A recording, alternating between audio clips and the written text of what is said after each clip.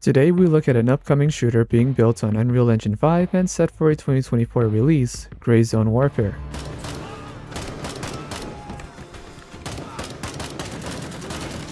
Gray Zone Warfare is a mix of multiple games such as Escape from Tarkov and Ghost Recon, and is built from the ground up for PC. The development studio behind it is Madfinger Games, who are based in the Czech Republic. The studio itself has been around for some time, but primarily worked on mobile games. Gray Zone Warfare would be the studio's first large game, but it's not the first time for some of the staff. For example, their lead designer Adam had worked for 2K Games for Mafia 2. Going back to the game itself, the trailer features a little bird helicopter that drops in a squad as they slowly move around and take out patrolling AI. Gray Zone Warfare is going to be a PvPvE game, so we will also be running into other players. And all of this will be happening on a large 42 square kilometer map on an always living persistent server, meaning players will be dropping in and out of the environment at different times instead of everyone loading into the game at the exact same time like we see in other games such as The Hunt Showdown or Escape from Tarkov. This also means that the game doesn't end, so you don't have to worry about waiting for an exfil or having to be thrown out of a server. Before we continue running down the list of features this game plans to offer, don't forget to leave a like on this video if you're enjoying it so far, and if you want to stay tuned for more FPS news, please consider subscribing.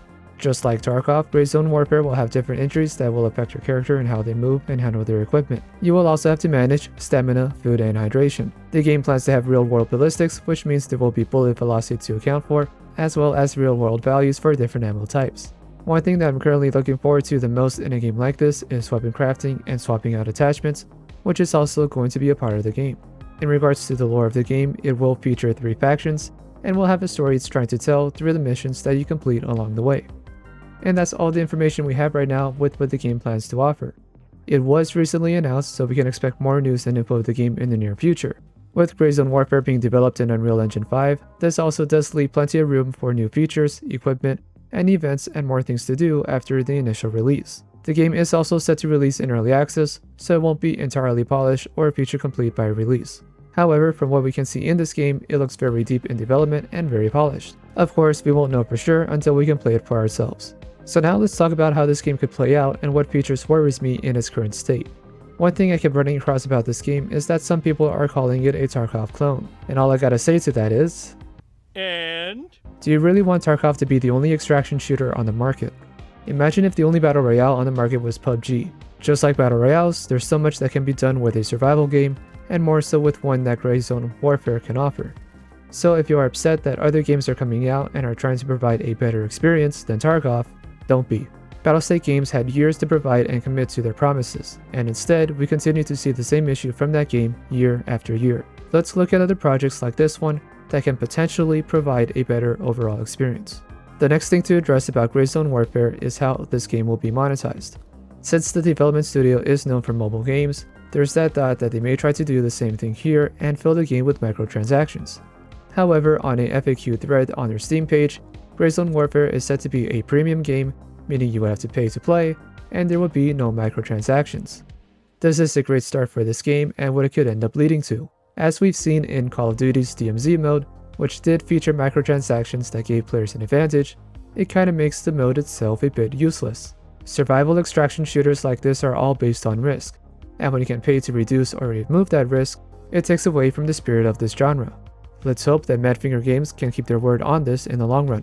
With this game being on a persistent server and a proper open world map, it can have players spread across the map and not be directly on top of each other.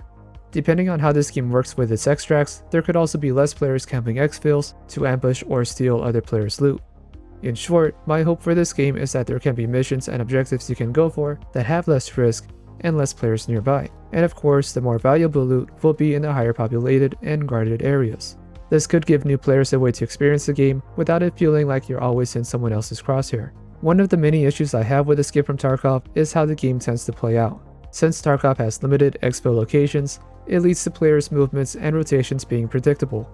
And like I mentioned before, players end up just sitting around and waiting for others to run into them. With a larger map that Gray Zone offers, this could be less of an issue. Another aspect of the game that we don't know much about are character leveling and RPG elements, or if there is any of that at all. Personally, I prefer my games to focus on gear and equipment, and less about my character's stamina, how well they can hear, how fast they can run, etc, etc. Speaking of that, we don't really know much about the game's sound design. Will it be crazy loud so we can hear a shootout in the next town? or will it be more reserved and limited to the area you are in? There's a lot of missing details that we don't know much about at this time, so we'll have to see what they say about it in their next announcement. Going back to the healing items this game will have to offer, I do hope this kind of loot for basic survival is plentiful and easy to find. Games like this tend to have very long healing animations, which that alone makes it difficult to heal up during a gunfight.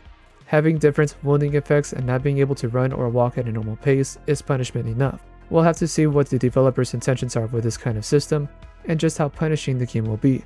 Whether we can get into gunfights often, or we have to stray away from them due to the lack of healing items in the world. Right now the gameplay that we can see is in an alpha state, however I do have a lot of concerns with the game's recoil system. With the bits of gameplay we can see, the recoil pattern for one weapon moves from side to side instead of the typical vertical recoil, and we also see a very nasty recoil spike with this one rifle. I do expect some weapons to perform worse than others, more so without attachments, as it is with most games, and for some weapons to have stronger horizontal than vertical recoil, but the gunplay looks a little rough to me. It's not so bad that I wouldn't play it, but right now it's not where I would want it to be. We'll have to see how well that tightens up as we get closer to the release of the game, and as the game continues to be developed after release. We don't have any values as to how lethal these weapons will be, if one-taps are possible against other players, though I do believe it will depend on the helmet and gears that players are using. Of course, we won't really know how well these weapons will feel until we get to use them ourselves. And lastly, I do hope we see proper in-game values for weapons, ammo, etc., instead of trying to hide it from the players.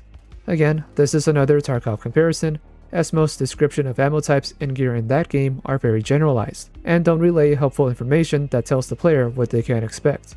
I do hope Madfinger Games provides clear information, or at least clear enough information, that gives players a good idea of what to expect from their gear.